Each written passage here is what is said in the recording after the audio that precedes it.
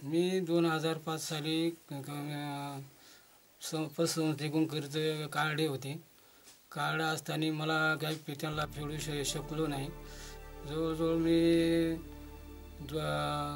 त्यांना बऱ्याच वेळा त्यांना म्हणलं की माझ्याकडे ऐपत नाही, जमीन पिकत नाही, शेतीत मला पीक मिळत नाही, मला काहीच नाही, तेव्हा तुम्ही मला जप्ती बिप्ती काय आणू नका, मी काय हे करीन.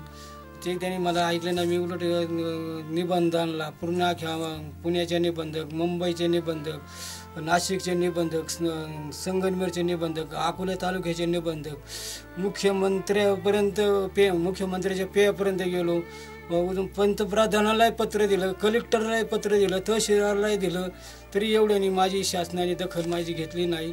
दखल नाही घेतल्यामुळं मला शेवटी माझी जप्ती ताबा द्यायला आज 8 तारखेला ताबा द्यायला येणार होती. त्यामुळं मला पर्याय मी शोधला का उपोषण करणे, नाही उपोषण मला हे झालं तर मग आत्महत्या करणे हाच मला भाग पाडला आहे. आणि मला जेव्हा शासन मला निर्णय नाही मागवारा उतारा करून देत तर मी उपोषण सोडणारही नाही. तुम्ही शासनाने दखल घेतली तर मी शेवटी औषधाची बाटली घेऊन देहात्म करणार आहे. माझी शेत पिकतच नाही, मला काहीच नाही, मला पर्यायच नाही ना, काहीच नाही ना. मी उलट जमीन वपाय काढली तर मला त्या संस्थेने वपून दिली नाही. मला वपून दिली नाही. संस्थेला मी म्हणलं की तुमचं काय 10-5 रुपये असेल तरी घ्या. मी 3 एकर जमीन वपाय काढली होती ती, तरी मला त्या संस्थेने वपून दिली नाही. मग आता संस्था वपूनही देत नाही आणि पैसे भर म्हणते. आता मला पैसे भरायला हे नाही. जवळजवळ 4 वर्ष झाले मी एका गहाण इसार पावती करून दिली. मी त्याचं 25,000 रुपये मी 1 वर्ष वापरलं. आजच मला संस्था मला हे दिन दाखला दे. संस्थेला त्या टायमाला म्हणलो होतं मला काय बा तुमची फुलनाची पाकळी तुम्ही घ्या, तरी त्या संस्थेने ऐकलं नाही. मला जमीन काही वपून दिली नाही.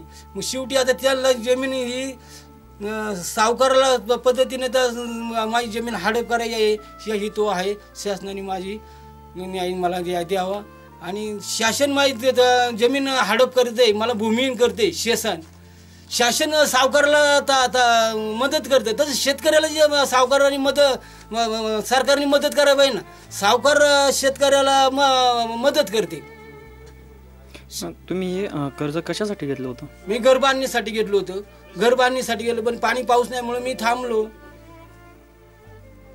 मला पुढे आज पीक मिळेल, उद्या पीक मिळेल असं म्हणता काहीच पीक नाही. जमीन पर खडक भाग आहे आमचा, पठार भाग आहे. पठार भागावर काय पिकाते?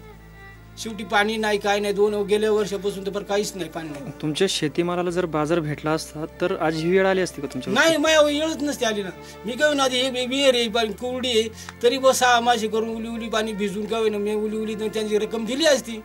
आणि ते मला रक्कम नाही देता आली तरी मी त्यांची माझी 9 एकर जमीन 3 एकर जमीन विक्रीला काढली. मग विसार पावती घेतली. 12 लाखाला मी 3 एकर जमीन वपली. अजून एक पोलीस आहे मायापाशी. अजून सभापती एक आलता.